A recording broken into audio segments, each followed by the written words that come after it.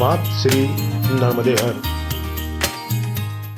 कि अन्न और आहार का एक दाना भी जो है हमने इन 18 माह में नहीं लिया, उसके बाद इन पेड़ों का, इन पहाड़ों का, इस माँ नर्मदा के तट का, उसके जल की इतनी समर्थता है कि आज दुनिया में शोध का विषय है। दुनिया को आमंत्रित करता हूँ और दुनिया के उन विशेषज्ञों को और ज्ञानियों को आमंत्रित करता हूँ कि आप आएँ।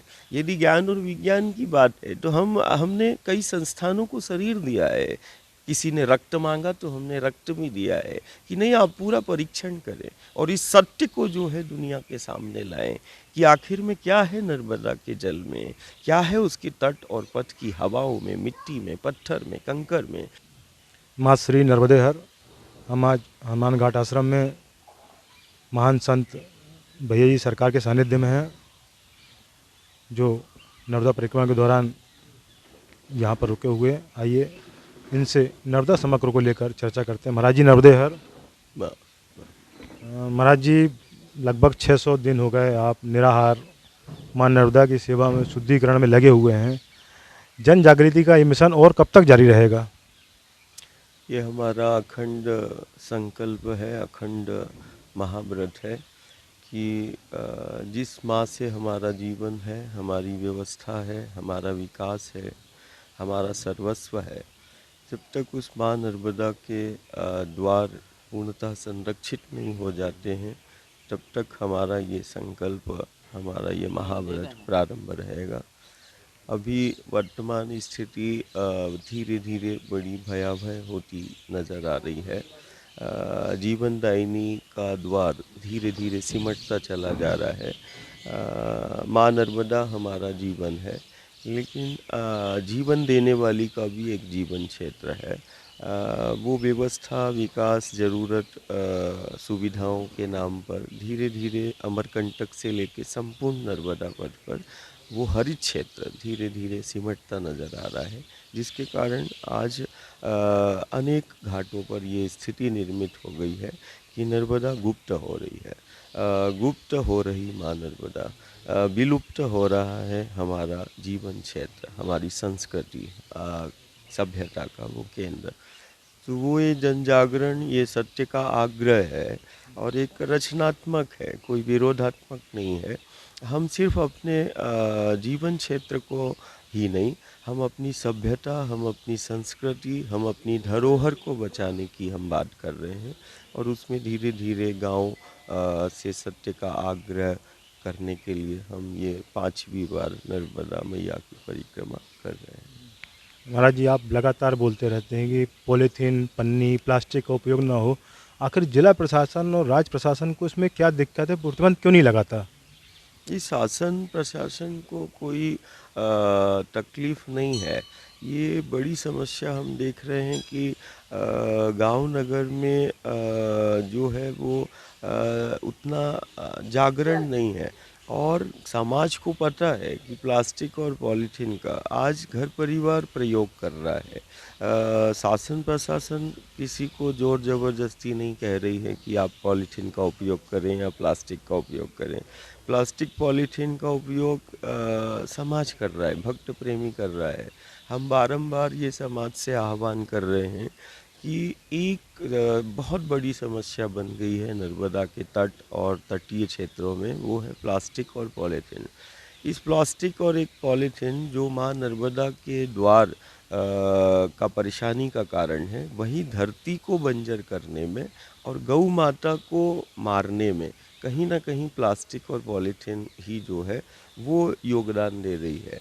आज यदि संपूर्ण समाज प्लास्टिक और पॉलीथीन का बहिष्कार कर देता है, वो अपने जीवन से उस चीज़ को निकाल देता है, तो वो एक साथ 3 माताओं की सेवा हो जाएगी। बहुत बड़ा योगदान हो जाएगा समाज का कि धरती को बंजर होने से हम बचा लेंगे, माँ नर्मदा के द्वार को गंदा होने से बचा लेंगे और गौ माता को भी हम बचा लेंगे। नीति, नियम और कानूनों का पालन तब तक संभव नहीं है, नहीं हो पाएगा जब तक समाज खड़ा नहीं हो जाता है। उपयोग हम कर रहे हैं। तो आज कहीं ना कहीं जो नर्मदा के भक्त हैं, प्रेमी हैं, आज प्रत्येक गांव और नगर को अपने जीवन को सबसे सुरक्षित और सबसे व्यवस्थित करने के लिए जो अत्यधिक ज़रूरत और व्यवस्थाओं पर वो अंधे हो चुके हैं, कहीं ना कहीं सामूहिक रूप से संकल्प लेना पड़ेगा और ठोस फैसले करना पड़ेंगे।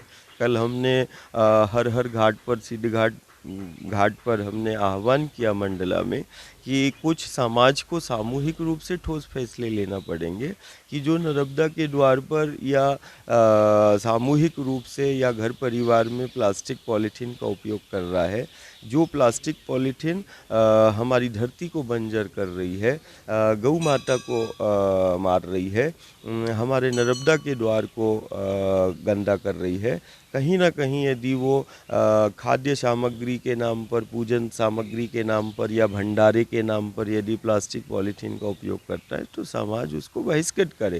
कारण ये हम कर रहे हैं, तो हमें संकल्प लेना पड़े। हम कई बार गांव नगर को बोलते हैं कि भगवान ने द्वारका को बनाया, द्वारका एक अत्याधुनिक विकसित नगर को बनाया, भगवान ने एक नगर को बनाया। क्या कारण है उस नगर का अस्तित्व खत्म हो गया? वो नगर की प्रवृत्ति के कारण है। आज द्वारका की तर्ज पर देश दुनिया के कई गांव और नगर विलुप्ति की कगार पर है।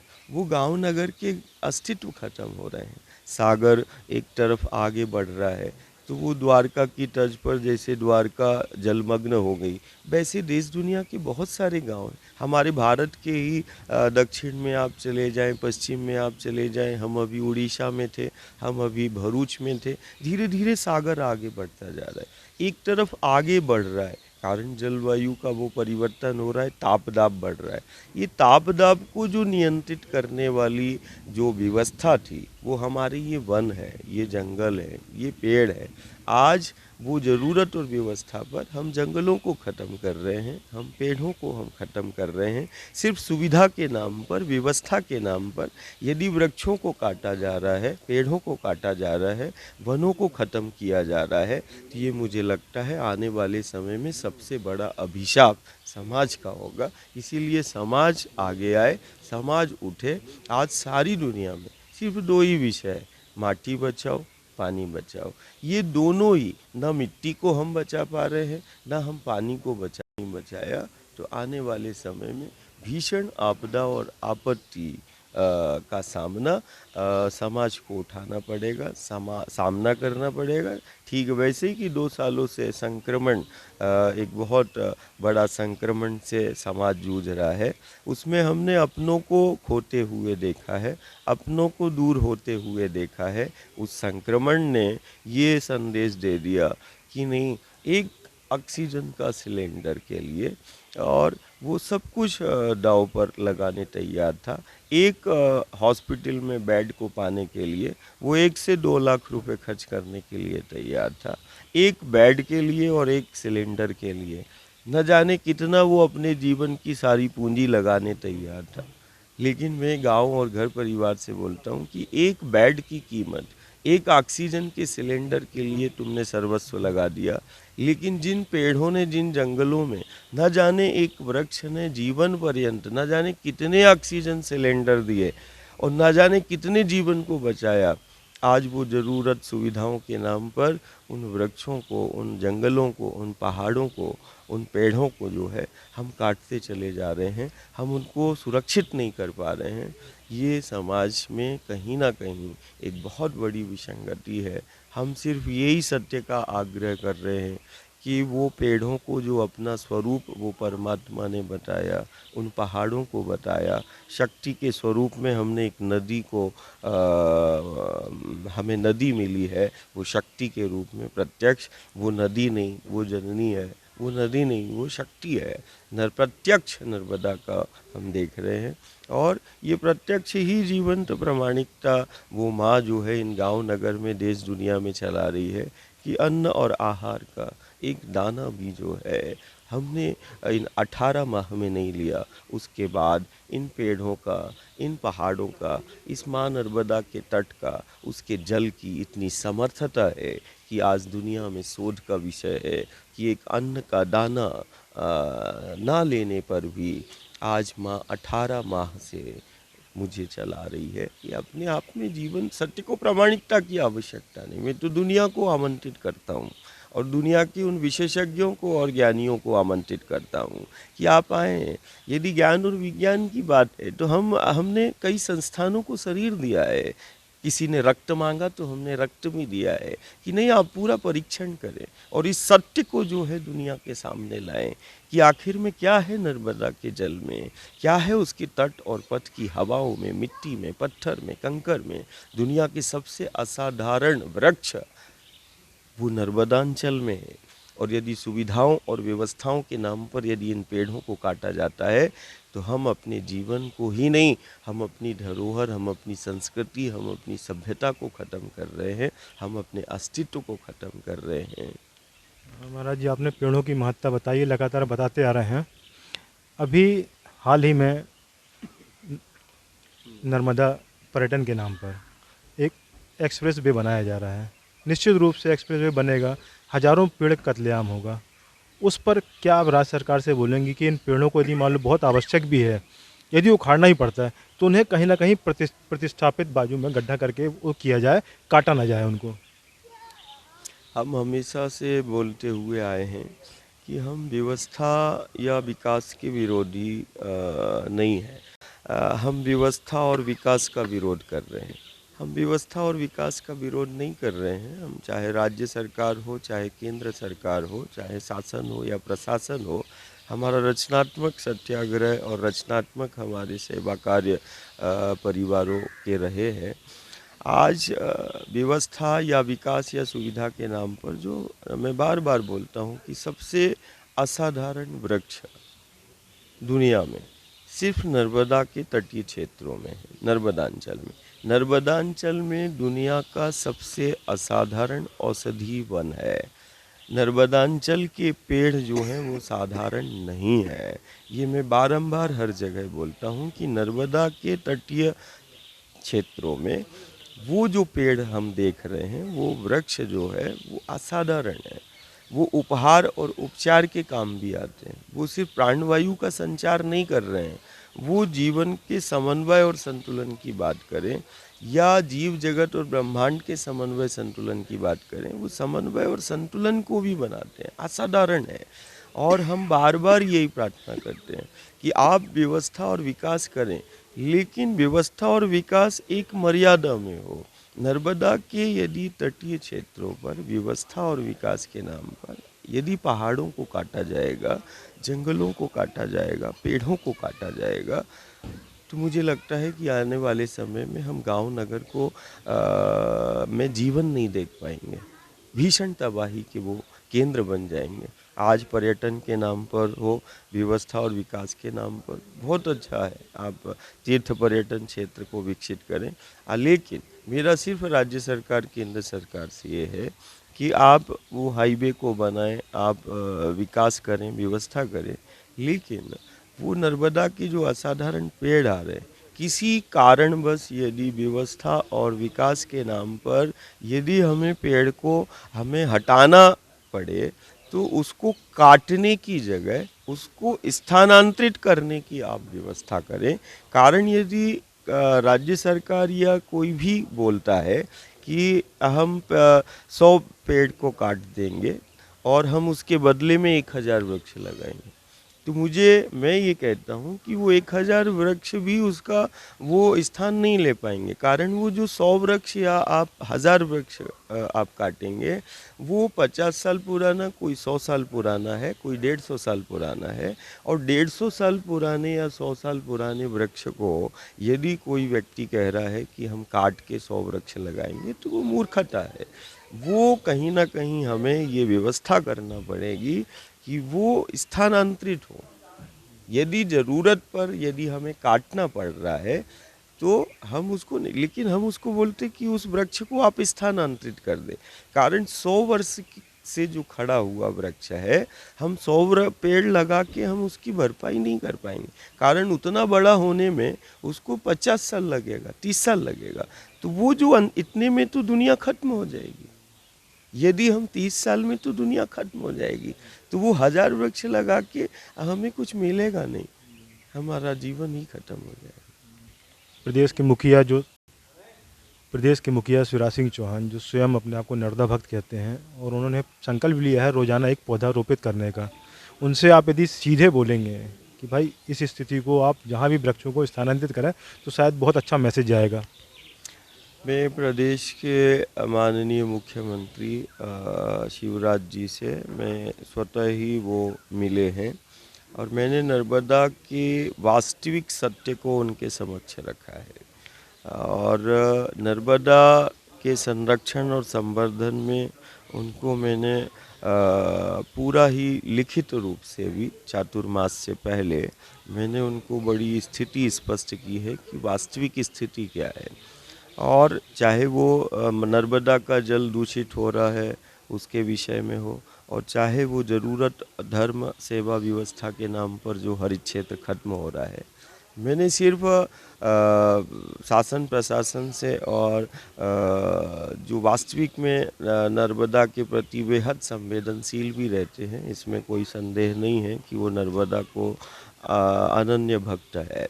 लेकिन मैं हमेशा से यही बोलता आया हूँ जवाबदार जिम्मेदारों से कि हम जो अब हमारे पास जो हरित क्षेत्र बचा हुआ है उसको हम संरक्षित कर लें।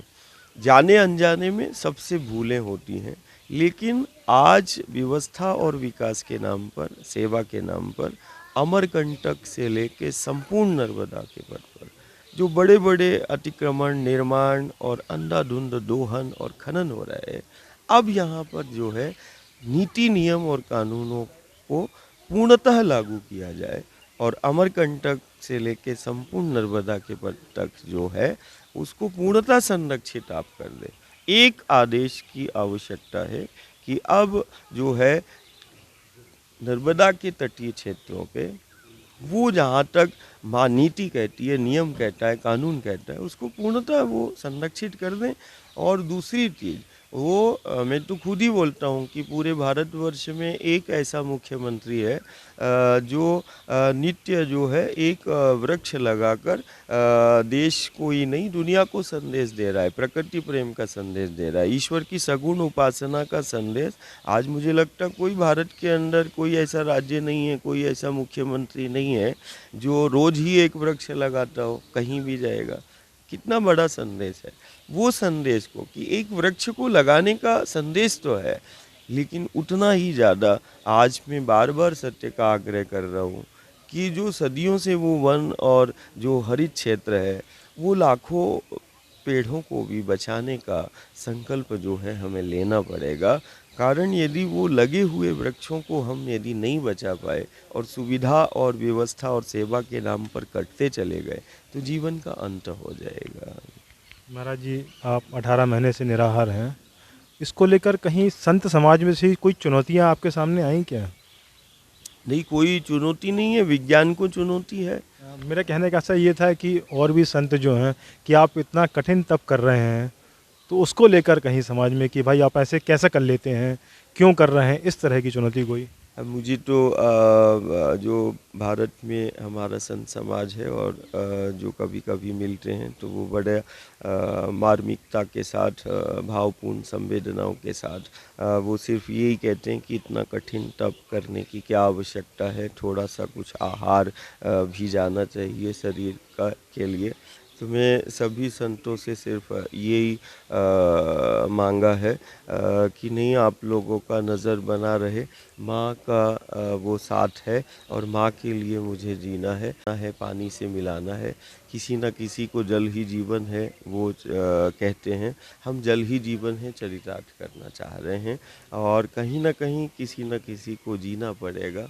तो मैं सब संत समाज से यही आग्रह करता आया हूँ कि हमें किसी की आवश्यकता नहीं है। यदि वो नर्मदा के तट और पथ के अमरकंटक से लेके संपूर्ण पथ पर संत समाज है, वो यदि संरक्षण और संवर्धन के लिए ठोस कदम उठाता है तो मुझे लगता है कि वो ये व्रत, ये संकल्प जल्दी पूरा होगा, तो वो सत्य के लिए वो खड़े हों, वो समाज, वो संस्था, वो संगठन, वो शासन, एक सामूहिक जन भागीदारी की आवश्यकता है।